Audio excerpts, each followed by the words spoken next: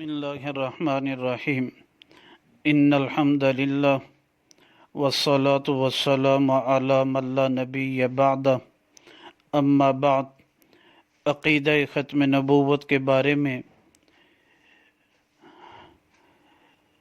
کنز العمال فی سنن الاقوال میں حدیث نمبر 181 بیان کی جا رہی ہے۔ حدیث مبارکہ آپ علیہ الصلاۃ والسلام سے نقل کرتے ہیں حضرت ابو ہریرہ رضی اللہ تعالیٰ عنہ،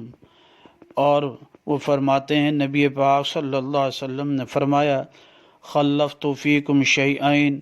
میں نے چھوڑی اب تم میں جو دو چیزوں کو پیچھے چھوڑا ہے، لن تضلوا بعدہما، ہرگز تم اس کے بعد گمراہ نہ ہوگے، کتاب اللہ و سنتی، اللہ کی کتاب اور میری سنت، وَلَن يَفْتَرِقَا حَتَّى يَرِدَ عَلَيَّ الْحَوْض، اور یہ ہرگز جدا نہ ہوں گے یہاں تک کہ مجھ پر حوض کوثر پر آ جائیں گے۔ اور ایک روایت میں ترکت فیکم شیئین کا لفظ آتا ہے کہ میں نے تم میں دو چیزوں کو چھوڑا، جی وہ ہرگز تم ان کے بعد گمراہ نہ ہوگے۔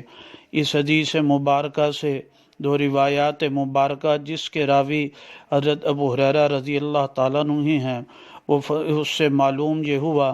کہ آپ علیہ الصلاۃ والسلام کے بعد نہ کسی پیغمبر نے آنا ہے، نہ کسی نبی نے آنا ہے، نہ کسی دجالی کسی بھی کے آنے کی ضرورت نہیں جائے، بس دو چیزوں کی اتباع ہے، وہ قیامت تک ہر امتی کے ذمے ہے، وہ کتاب اللہ اور سنت ہے۔ ان دونوں کی اتباع کرتے رہیں گے تو بس جنت میں داخل ہو جائیں گے، حوض کوثر پر داخل ہو جائیں گے،